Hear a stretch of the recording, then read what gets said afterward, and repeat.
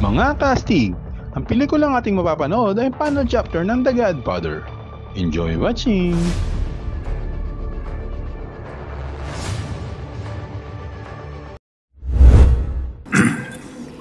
Betrayed my wife. Gone, my son. I betrayed myself. I killed men. And I ordered men to be killed. Gone, my son. Gone. I killed.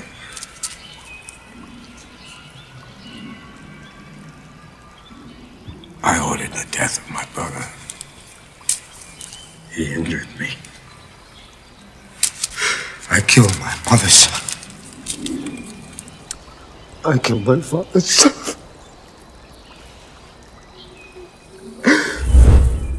Nagsisimula ang pelikula noong 1979, malapit na ngayon sa 60 si Corleone at nakakaramdam siya ng matinding pagkakonsensya sa kanyang mga nagawang pagkakasala sa kanyang naging mataas na ambisyon sa nakaraang maraming taon na ang nakalipas. Bagamat mayroon siyang nagawang mga kasalanan sa nakaraan, ito naman ang naging daan upang manatili ang pamilya Corleone na isang maimpluwensya at mayamang pamilya sa Amerika. Iniisip niya ang kinabukasan at kaligayahan ng kanyang mga anak na sina Anthony at Mary, at ang mga bunga ng pagiging marahas niya sa nakaraan ang magiging pamana niya sa kanyang maiiwang pamilya. Sa kasalukuyan ng kanyang adopted brother at abogadong si Tom Hagen ay patay na, at ang teritoryo ng pamilya Corleone sa Lake Tahoe ay abandonado at sira na. Naghiwalay sina Michael at Kay noong 1959 at ibinigay ni Michael ang pangangalaga sa kanilang mga anak sa kanya. Ginamit ni Michael Corleone ang kanyang napakalaking kayamanan at kapangyarihan upang maibalik ang kanyang dignidad at reputasyon sa mata ng publiko. Ang marahas na kriminal na produkto ng pamilyang Corleone ay lumipas at iniwan na niya. Tinalikuran na ni Michael at pati na rin ng publiko ang gangster lifestyle. Inakap ni Michael ang corporate America na ngayon ay mayroong mas mapagparayang pamumuhay. Itinayo niya muli ang mga interes ng Corleone bilang isang lehitimong negosyo, gamit ang blood money mula sa kanilang mafia years at sinusubukan niyang mabura sa mata ng tao ang kanilang nakaraan. Gumawa si Michael ng isang charity, ito ay ang Vito Foundation ng Corleone bilang pag-alaala sa kanyang ama, sa isang seremonya na ginanap sa katedral ni St. Patrick na pinamumunuan ni Arsobispo Gildia. Pinangalanan si Michael bilang Commander of the Order of St. Sebastian. Dumalo sila at ang kanilang mga anak sa seremonya kasabay ng isang bonggang party. Sa pagtatapos ng seremonya, may hindi komportableng pagkikita sina Michael at Kay, kung saan sinabi niya sa kanya ang award at ang seremonya ay isang kahiyahiyang pagpapakita ng kanyang kasaysayan ng karahasan at kasakiman. Sinabi ni Anthony sa kanyang ama na siya ay magda-drop out sa law school at gusto niyang ituloy ang karera bilang isang mang-aawit sa opera.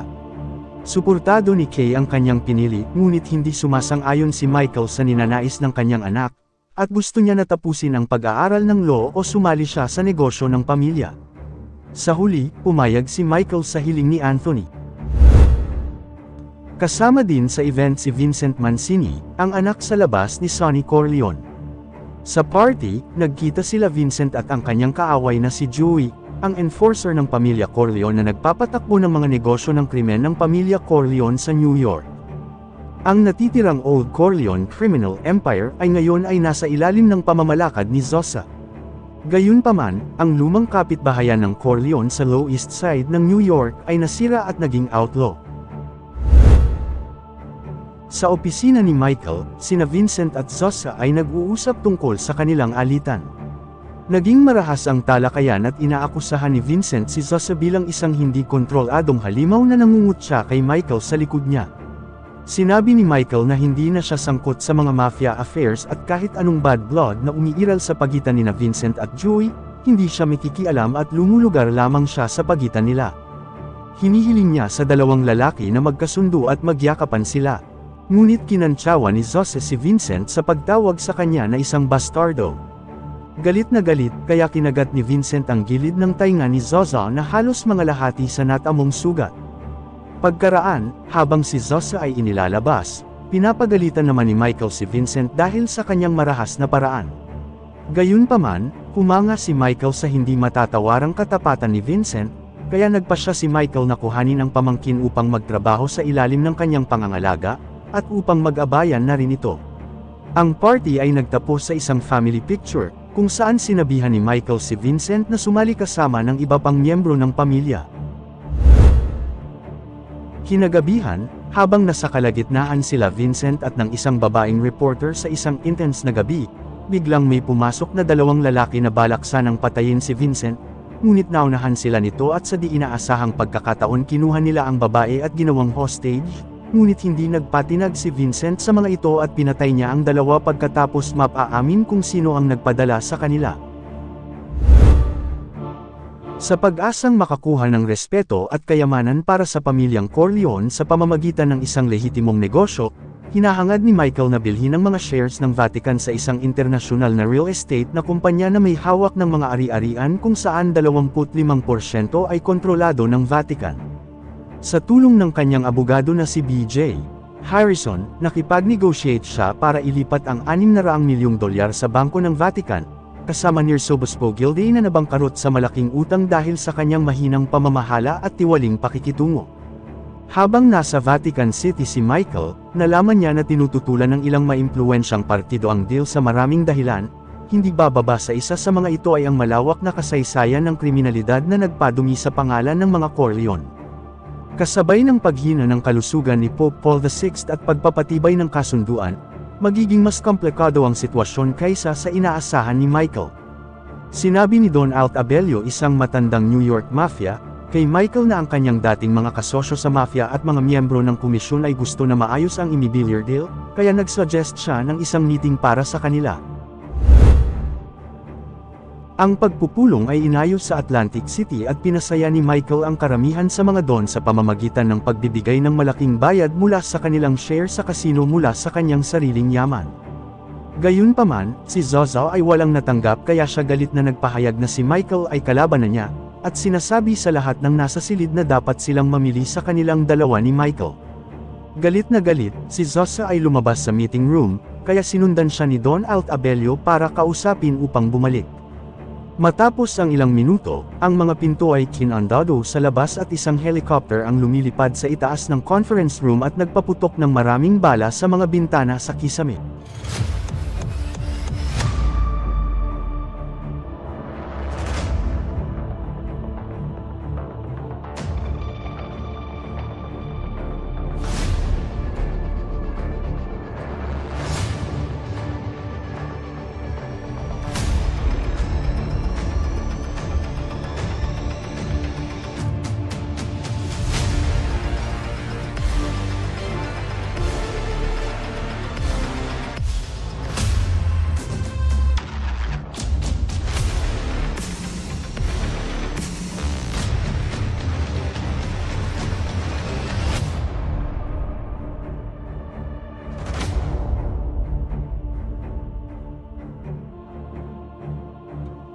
Halos lahat ay namatay maliban kay Michael, Vincent at ang longtime bodyguard niyang si Alniri. Pagbalik sa kanyang apartment sa New York, habang iniisip ni Michael kung paano haharapin ang hit na ito, si Vincent na kasama niya ay nagre-rekomenda ng pagpatay kay Zosa. Habang nagsasalita siya ay napagtanto ni Michael na si Alt Abello ang nag-authorize ng pag-atake sa kanila. Pagkatapos sa di inaasahang pagkakataon inatake siya ng diabetic stroke at kasunod nito ay na-hospital siya. Sa panahon ng inaatake siya, at nagdedeliryo, sinisigaw ni Michael ang pangalan ng kuya niyang si Fredo na siya mismo ang nag-utos para ipapatay ito, mga 20 taon na ang nakakalipas. Sa kabilang eksena naman, kahit alam nilang magpinsan sila, si Vincent at Mary ay nagsimulang magkaroon ng isang romantikong relasyon. Lingid sa kaalaman ni Michael, kasama si Vincent ay nagudyok sa tita Connie niya na ngayon ay nagtatrabaho bilang pansamantalang consigliere ni Michael, ay na nagbabalak ng paghihiganti laban kay Joey Zosa. Sa isang street fair, pinatay ng mga kasamahan ni Vincent ang mga bodyguard ni Zosa, habang nag-disguise naman si Vincent bilang isang mounted New York police. At si Vincent mismo ang pumatay kay Zosa. Sa ospital, nalaman ni Michael na si Vincent ang pumilit humingi ng pahintulot kay Malniri at Connie para patayin si Zosa. Sinabi rin ni Michael kay Vincent na tapusin na niya ang kanyang relasyon kay Mary dahil inilalagay ni Vincent sa alanganin ang buhay ni Mary. Makalipas ang ilang panahon, ang pamilya ay nagpunta sa Sicily. kung saan sinabi ni Michael kay Vincent na magkunwaring makipag-alyansa kay Don Alt Abelio para malaman kung kanino siya nagtatrabaho. Upang hindi siya pagdudahan, sinabi ni Michael na ang hindi pagsang-ayon niya sa kanyang relasyon kay Mary ang naging dahilan ng pagiging hindi tapat ni Vincent sa kanya. Sinusuportahan at tinanggap ni Alt Abelio ang ideya ni Vincent na palitan ang kanyang katapatan at ipinakilala siya kay Licky Alicasi, ang lalaking nasa likod ng balak na pigilan si Michael sa pagkuha ng immobilier. Binisita ni Michael si Cardinal Lamberto, isang may mabuting hangarin at banal na pari, para magsalita tungkol sa immobilier deal. Kinukumbinsi ni Lamberto si Michael na gawin ang kanyang unang pagkukumpisal sa loob ng 30 taon. Bukod sa iba pang mga kasalanan, ipinagtapat ni Michael na ipinag-utos niya na patayin ang kanyang kapatid na si Fredo. Pagkatapos magtapat, umiyak si Michael, kaya sinabi ni Lamberto na tama lang na magdusa siya. At kahit na sinabi niyang kailangan ni Michael na magsisi sa kasalanan niyang ginawa, alam niyang hindi gagawin ito ni Michael. Gayunpaman, inaabsuelto niya si Michael sa kanyang mga kasalanan. Sa panahon na nasa Sicily sila, nakasama niya si Kay na dumating para sa debut opera concert ni Anthony. Hiningi ni Michael ang kanyang pagpapatawad, dahil pareho nilang inamin na mahal pa rin nila ang isa't isa. Sa kabilang banda, si Michael ay nakatanggap ng balita na si Tomasino, ang kanyang kaibigang taga-Sicilian at kakampi ng mga pamilyang Corleone sa loob ng kalahating siglo ay pinatay. Kaya napagtanto niya na may nagbabadya ng panibagong karahasan ang parating. Pagkatapos mamatay ng Old Pope, si Cardinal Lamberto ay ang pumalit at nahalal na papa. Siya ngayon ay si Pope John Paul I, na nangangahulugan na malamang na mapagtibay ang immobilier deal dahil sa kanyang intensyon na linisin ang pakikitungo ng Vatican sa publiko.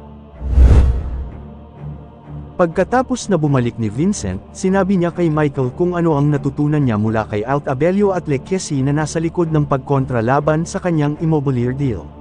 At sinabi niya rin na isang master assassin na kilala bilang Mosca, ang lalaking pumatay kay Tomasino ay inupahan ni Alt Abelio para patayin rin si Michael. Gustong gumanti ni Vincent pero pinaalalahanan siya ni Michael na kung magpapatuloy siya sa ganoong plano, wala nang babalikan si Vincent. Ngunit ipinipilit ang paghihiganti ni Vincent at sa huli ay pumayag siya. Pagkatapos sinabi ni Michael na si Vincent na ang magiging bagong godfather ng pamilya Corleone, ang bagong Don Corleone. Ngunit kapalit ng naturang promosyon, pumayag si Vincent na tapusin na ang kanyang relasyon kay Mary. Pagkatapos, bumyahe ang pamilya sa Palermo para makita si Anthony, ang nangunguna sa Cavalieri Rusticana, at magtatanghal siya sa isang kilalang opera house, na Teatro Massimo. Samantala, may plano si Vincent na mag-orkestra ng paghihiganti laban sa mga kaaway ng pamilya Corleone. Kasabay ng mga eksena mula sa pagtatanghal ni Anthony, ay ang mga brutal na pagpatay sa mga kaaway ng pamilyang Corleone. Si Arsobispo Gildian ay gumawa ng tsaa na may lason para sa bagong pope, kung saan agad na uminom ito at namatay. Habang sa Opera House, pinakain ng may lason na cannoli si Don Alt Abelio ni Connie na sa lalong madaling panahon, siya ay tahimik na namatay habang pinagmamasdan ni Connie. Sa Vatican, binaril ni Alneri si Arsobispo Gildio habang siya ay umakyat sa spiral na hagdanan at nahulog ang katawan ng arsobispo sa ibaba. At sa huli, lumapit ang bodyguard ni Tomasino na si Carlo, kay Don Lecchesi, at bumulong sa kanyang tenga at sinabi, "Boss, nasa Batang Quiapo na si Diwata." Pagkatapos sinaksak si Lecchesi sa lalamunan gamit ang sariling pares ng kanyang salamin. Pagkatapos si Mosca, ang assassin na inupahan ni Don Alt Abelio para patayin si Michael, ay bumaba sa opera house sa kalagitnaan ng pagtatanghal ni Anthony, at pinatay ang 3 sa mga tauhan ni Vincent. Na nagpabagal sa pagkakataon niya at natapos ang opera bago niya makuha ang pagkakataong mapatay si Michael gamit ang kanyang rifle. Ang assassin ay umalis sa opera house, at pumwesto sa harapan ng hagdanan, at sinubukang barilin si Michael ngunit sa di inaasahang pangyayari ay pumunta si Mary sa kanyang ama at kinompronte siya tungkol sa sapilitang hiwalayan nila ni Vincent. Nang ipinutok na ang baril ni Mosca, ang putok ay tumama sa balikat ni Michael at saka tumago sa dibdib ni Mary. Nakahandusay, at namatay siyang habang tinatawag ang pangalan ng kanyang ama. Nagkaroon ng pagkakataon agad na pinatay ni Vincent ang assassin. Lahat ng tao ay umiiyak para kay Mary habang yakap ni Kay ang kanyang dugwang katawan ng kanyang mga braso.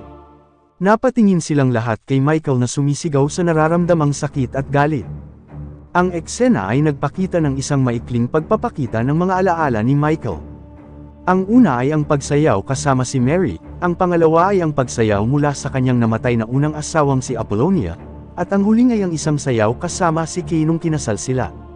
Ang pelikula ay nagtatapos sa isang hindi natukoy na taon, na nagpapakita ng isang matanda at miserableng si Michael na nakaupo sa harap ng bakuran ng Sicilian Don na si Tomasino. Dahan-dahan niyang sinusuot ang isang pares ng sunglasses, habang bumabagsak ang hawak niyang orange sa kamay, bumagsak siya sa kanyang upuan, at lumagapak sa lupa, at namatay siyang mag-isa na walang taong nakakita sa paligid niya, at dito, nagtatapos ang Godfather saga.